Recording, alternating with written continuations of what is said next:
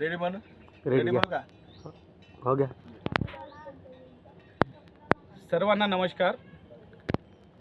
आज एक अशी दुःखाची बाब आपल्या महाराष्ट्रामध्ये घडलेली आहे आणि ती घटना नांदेड जिल्ह्यामधील आहे.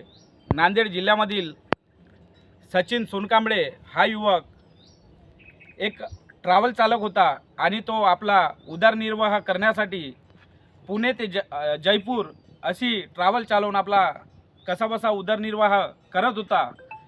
त्यामध्ये तो प्रामाणिकपणाने काम करत होता आणि त्या काम करत असताना त्याचा मॅनेजर भोसले नामक मॅनेजर त्यांच्याशी काही वाद झाला आणि त्या वादामध्ये त्या भोसले आणि त्याच्या 4 मित्रांनी सचिन सोनकांबळे याला इतकी जबर मारहाण केली की त्या मारहाणीमध्ये तो 2 दिवस सतत बेशुद्ध होता. त्यांनी तिथंच थांबले नाही तर त्या भोसले नामक युवकांनी 5-6 तास त्यांना एका गावामध्ये फिरवून त्यांना मारहाण केली आणि त्यांनी दवाखान्यात न नेता त्यांनी त्यांच्या पार्किंगमध्ये जे ट्रॅव्हल्स कंपनी आहे लक्ष्मी ट्रॅव्हल्स त्या कंपनीच्या पार्किंगमध्ये त्यांनी टाकून दिलेलं आणि 2 दिवस त्यांना कुणीच बघितलं नाही.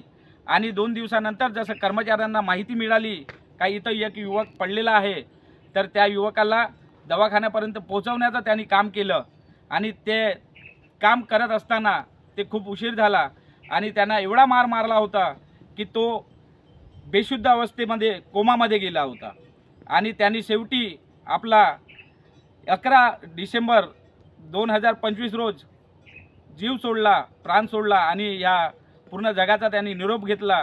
ही घडलेली घटना खूप दुःखद आहे आणि यामध्ये जर लक्ष्मी ट्रान्सपोर्ट मालकाचा सुद्धा हात आहे असणार कदाचित तर आम्ही त्याला सुद्धा सोडणार नाही.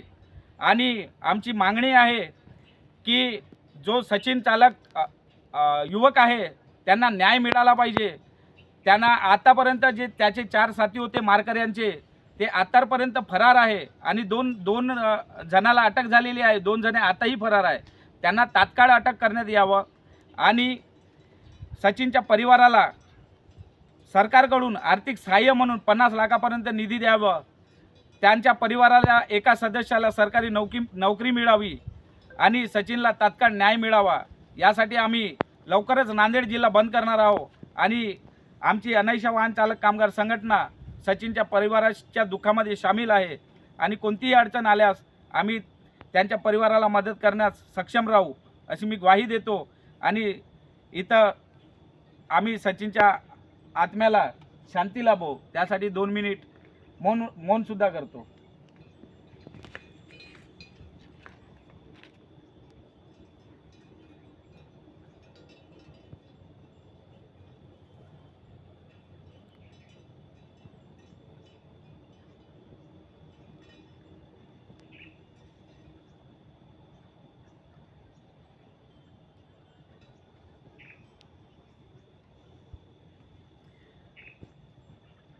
आम्ही लवकरच पूर्ण नांदेड बंद करू आणि जर सचिनला लवकरच तात्काळ न्याय नाही मिळाला तर आम्ही पूर्ण महाराष्ट्रभर आंदोलन छेडू आणि त्यांना न्याय मिळवून देऊ. धन्यवाद.